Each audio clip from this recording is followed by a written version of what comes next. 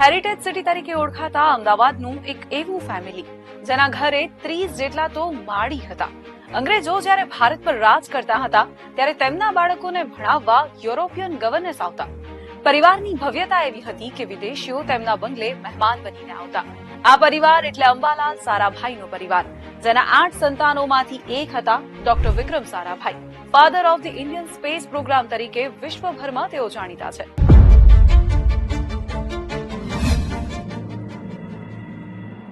આ ગર્ભ શ્રીમંત પરિવારનું ન માત્ર ઔદ્યોગિક ક્ષેત્રે પરંતુ દેશને નવી દિશા આપવામાં પણ અનોખું પ્રદાન છે.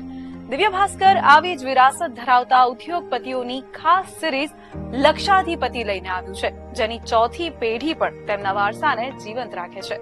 પહેલા એપિસોડમાં વાત અમદાવાદના સારાભાઈ પરિવારની.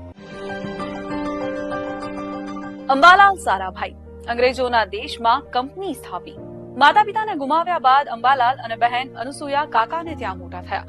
અંબાલાલ કેલિકો અને જ્યુબિલી મિલના માલિક હતા. મિલનું કાપડ છેક મુંબઈ સુધી વખણાતું. જૈન પરિવારમાંથી આવતા અંબાલાલ સારાભાઈ રાજકોટના એડવોકેટની દીકરી રેવાને પરણ્યા. લગ્ન બાદ તેમનું નામ સરલાદેવી કરી દીધું. બંને એકબીજાને નામથી બોલાવતા. આખો વિડીયો જોવા માટે ડાઉનલોડ કરો દિવ્ય ભાસ્કર એપ.